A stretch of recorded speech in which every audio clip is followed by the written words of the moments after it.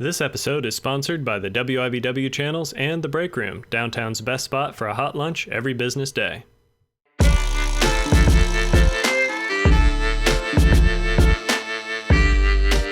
Welcome to Talk About Topeka. I'm Chris Schultz. Tonight we have Steve Waugh to teach us all about the Topeka Jazz Workshop, a unique troupe of zoop zop zibbity bop bop boop. Sorry, I must have slipped into freeform monologue. We'll also have Kate Huettich, a local artist who works in a diverse range of mediums. So strap yourselves in, it all starts right now.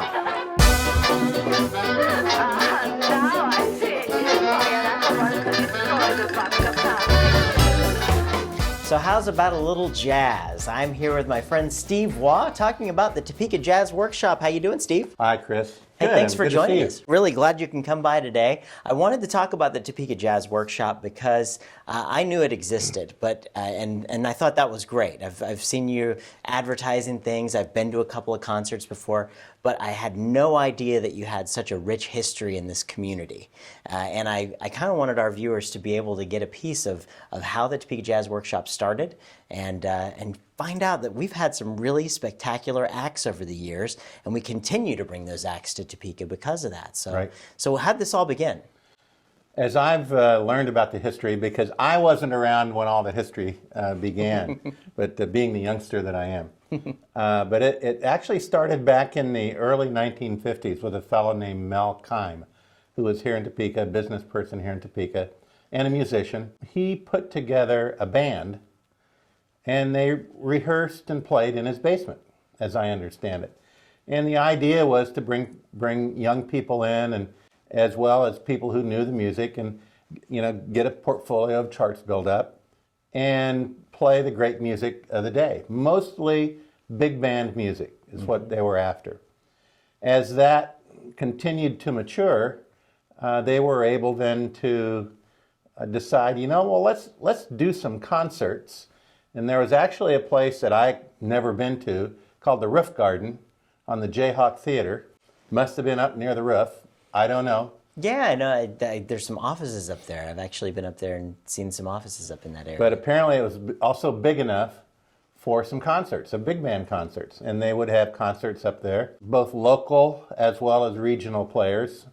And then it got to be important enough that the folks that were running it got together and said, maybe we can bring in a real, honest-to-goodness name big band and begin to really get some crowds here. But they really didn't know what they were gonna get. Late 50s, early 60s, they started to bring in some groups like Stan Kenton, Woody Herman, Dizzy Gillespie, Count Basie. I mean, really, the big groups of the day. In fact, most of those bands are still around today. New players, of course, young players, sure, but still playing a lot of the same charts because they were so great, and some new ones as well. As that began to happen, they kind of realized they needed to have a structure. Sure.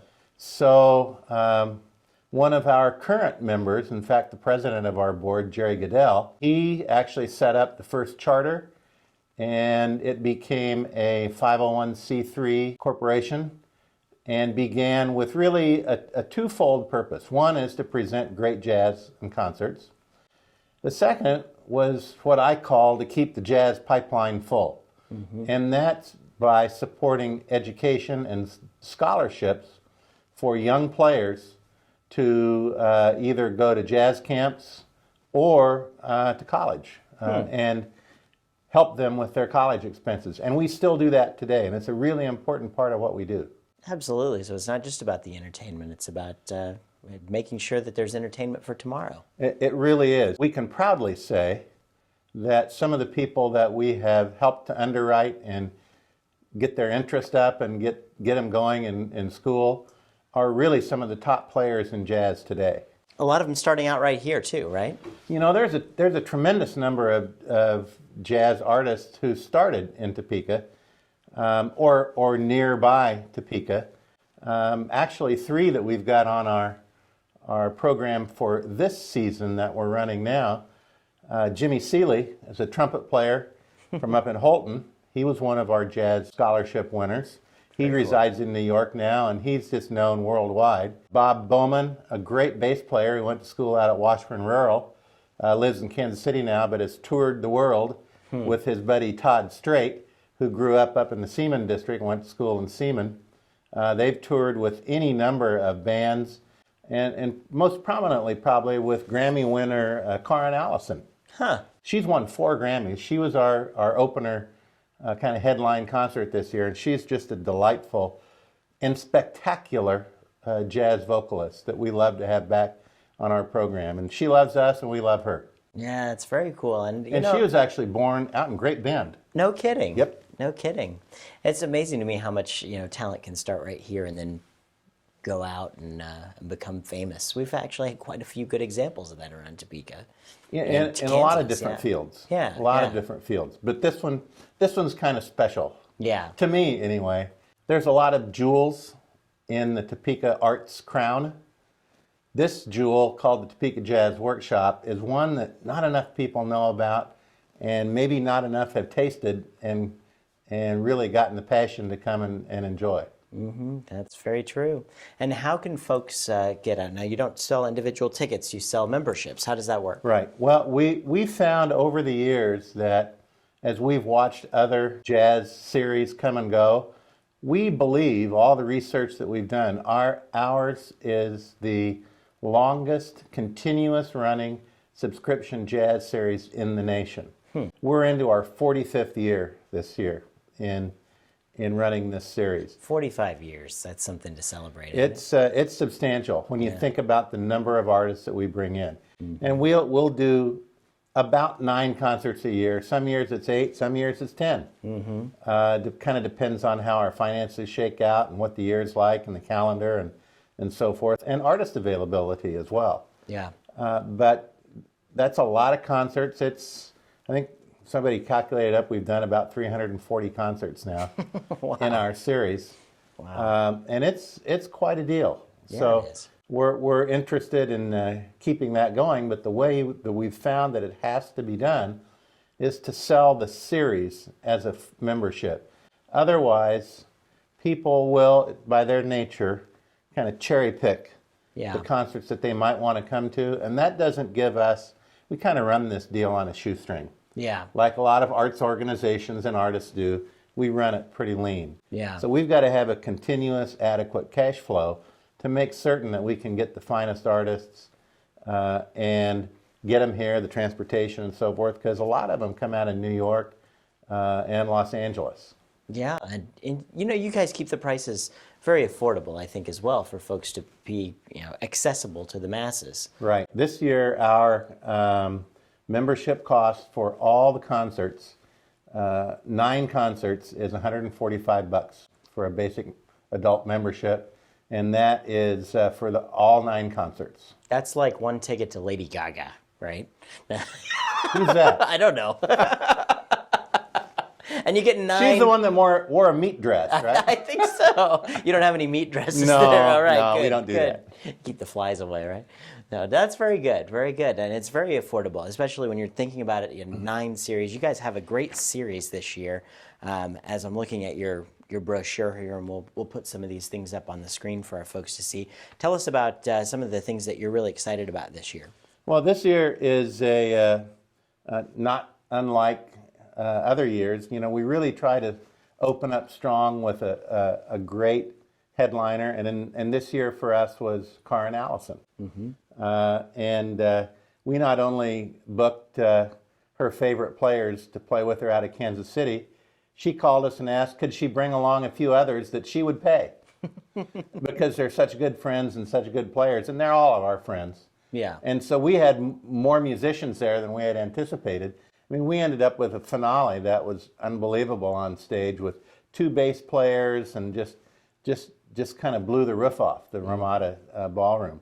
Wow. And then we're ending with a headliner in April with a great alto sax player that comes out of Atchison, believe it or not, Gary Foster. He's been around a long time and been back and forth.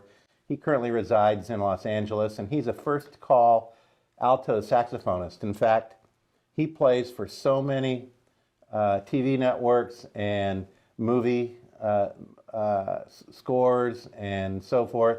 He plays, behind the Emmys and the Oscars. He's in the orchestras there. Cool. He's just an incredible guy and loves coming back here.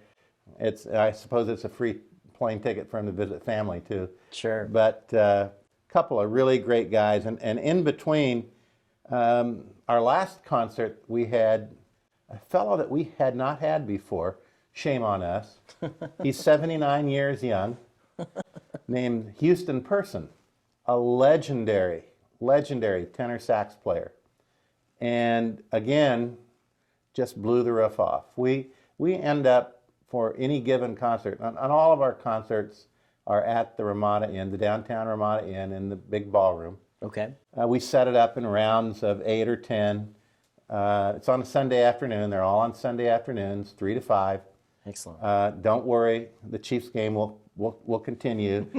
When it gets to be basketball season, all those games will continue. We'll keep you posted on the DVR, scores. yeah, the scores are coming. So. But you can show up, sit with your friends, have popcorn and drinks. There's a bar open, and as long as you're a member, and enjoy a couple hours of jazz. It's just a great way to spend a Sunday afternoon.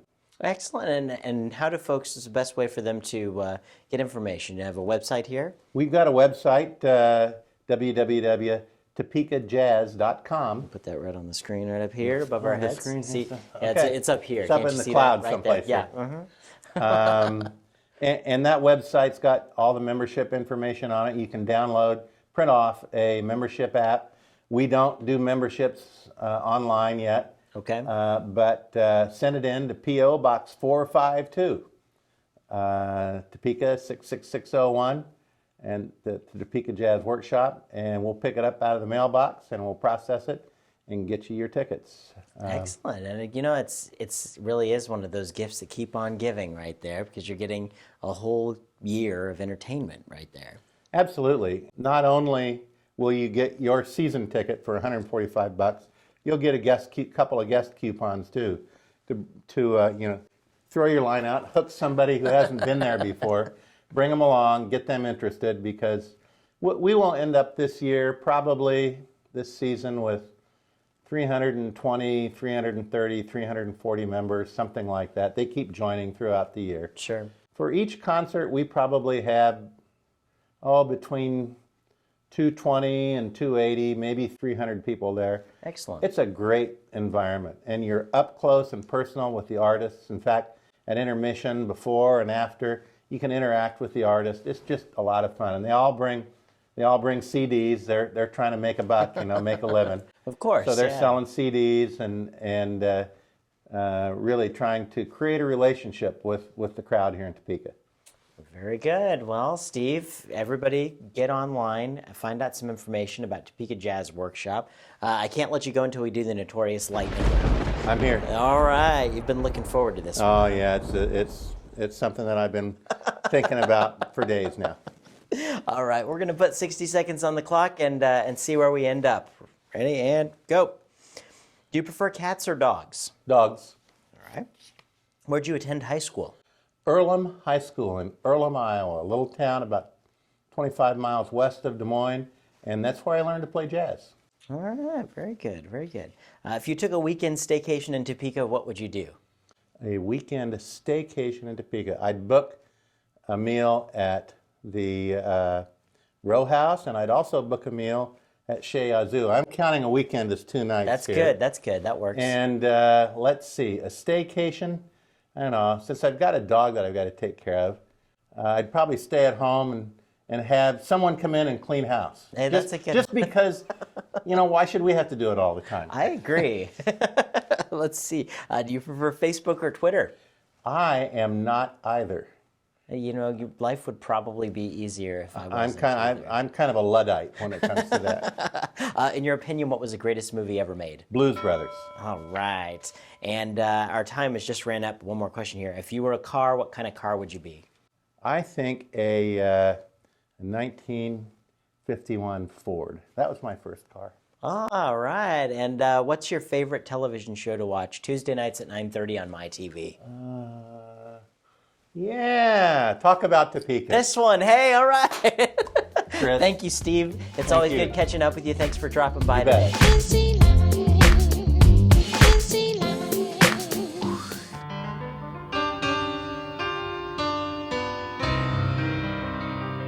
Well, we're shedding a little bit of love on the art scene here in Topeka. I'm here with an artist. She's a wonderful artist. She does all kinds of fantastic work in different mediums. Kate Huettich is here. How you doing, Kate? Hi, Chris. Really nice to be here. Hey, thanks for joining us. I really appreciate that. And we wanted to have you on the show because you've got such a wide variety of talents that you are working with here. You're a visual artist, fiber artist, you make other projects, and we want to start out and talking with that. But tell us a little bit about how you got into to being an artist.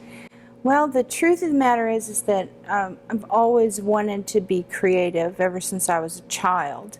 I was the kid in the corner with the crayon, or if you look at my college notebooks, they're filled with doodles because I couldn't pay attention. I just had to doodle all the time. But for many years, obviously, I was trying to make a living. And then I married this wonderful person who said, you know, you should be making art because that's what you do. And so that's what I do all the time now. Very cool. And you started out in visual arts? Yes, I started out as a portrait artist.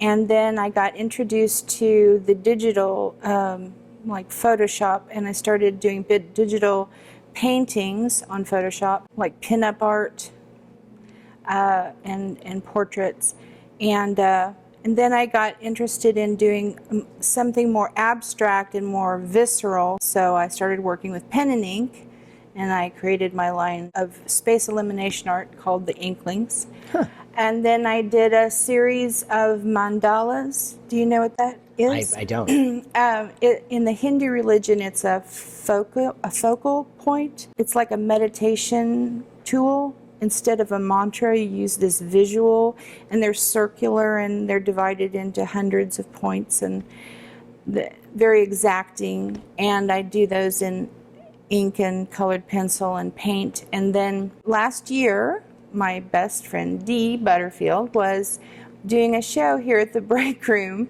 and you needed 2 dolls. Yeah. The Kitchen Witches. The Kitchen Witches. Yeah. Arts Inc., I think, is the name of that company. Yeah, Arts Inc. and Karen Hastings and those yes, guys. Yeah. Wonderful actress. Yeah. And they had a couple of dolls, but they weren't exactly what they wanted. So Dee brought them to me and said, "Can you make these better?"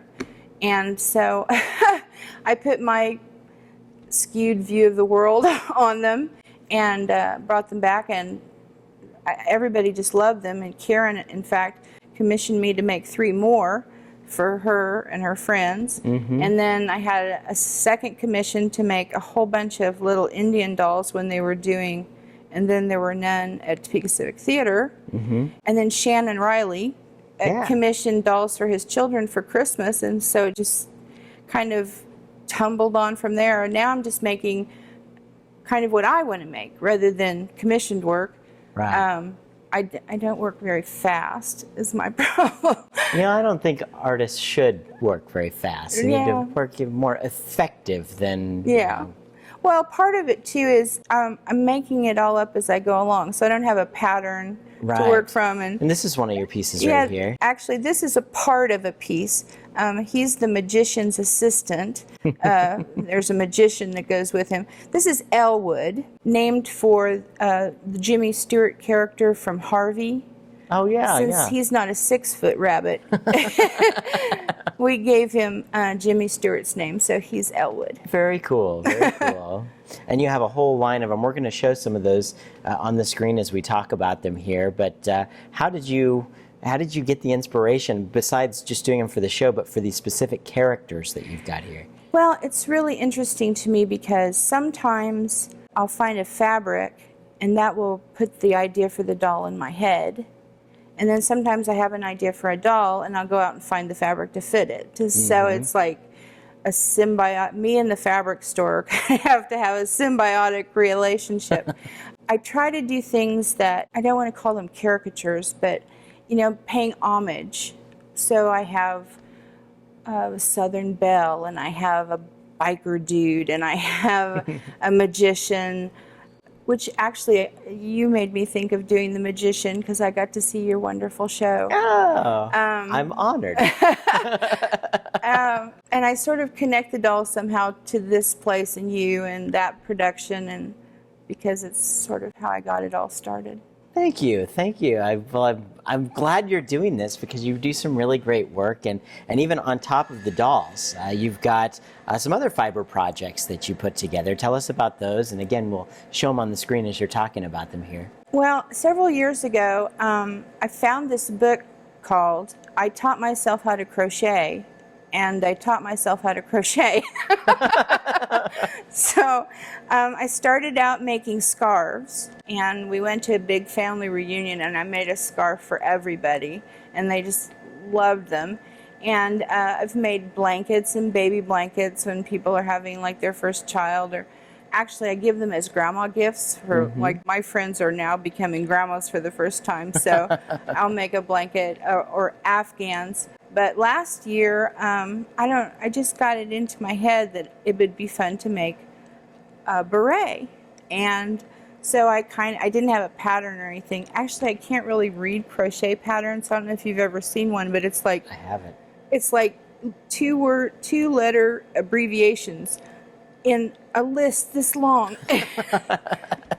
Too confusing. So I just kind of make it up. And I made up this pattern for these berets, and I just started making them, and I literally made one a day for the entire winter. So kept me warm. Yeah, very good. Well, you know, I just don't have the patience to try that kind of stuff, because I mean, somebody tried to get me into crocheting some stuff, and I was like, nah, I'm not going to try this. Like, oh, try it. It's easy. So I was sitting there, and I'm like, I don't have the patience for it. And well, maybe I don't have the vision to try or something, but it's kind tedious. Of like, no, not tedious. It's tedious for me. Well, it kind of becomes, it kind of becomes like meditation, because you're doing the same thing over and over. I love documentary television, and I have the Roku box, and so I stream from the internet. While you're working on the project. Yeah, I've always got, like the TED conference, you know about the TED conference? Yeah. I watch those speeches, or I just got all of Ken Burns, you know, like the Dust Bowl and Prohibition and all those. It makes for some good inspiration while you're working on projects, huh? In fact, when I started working on the Inklings, I loved putting on things like Cirque du Soleil. Oh, yeah. Because it's so visually stimulating, and so it wasn't like I was actually getting ideas from that, but it's getting inspiration, though, yeah. It stimulates that part of your brain where, like the visual cortex, and then it translates through my fingers onto the paper. You know, I think that you've got such a great catalog of talent. I mean, from computer art to pen and ink art to making dolls and sewing and making fiber arts. People need to go online and look at your website. It's kate.huettich.us, and they can find all about this stuff here, and they can buy stuff online as well. Yes, we're set up through PayPal, so you can order prints or originals or dolls or anything from the website, or you can just go and look. It's called Open All Night, Kate's Gallery, and it just literally has everything I do. Some people think I'm a little scattered, but I just find that creativity is the thing that fills us up. We have to have that thing in our life that recharges our batteries. And for me, it's making things. And, you know, I go online and look at other art, and so much is ugly and dark. And I feel like it's my job to bring more beauty and cute into the world. It's very inspirational. There it is. Very good. Well, Kate, thank you so much for joining us on the show. Thanks so much for folks, having you me. guys need to go check out our website, kate.huettich.us, and buy some stuff. Support the arts. That's what you got to do. So, Kate, thank you so much for joining us. Thanks I really so appreciate much. that. And good luck with everything you're working on. Thanks. Thanks again to Steve Waugh and Kate Huettich. This episode was sponsored by the WIBW channels and The Break Room, downtown's best spot for a hot lunch every business day. Until next week, you can visit us online, read the Topeka newsletter, and keep talking about Topeka.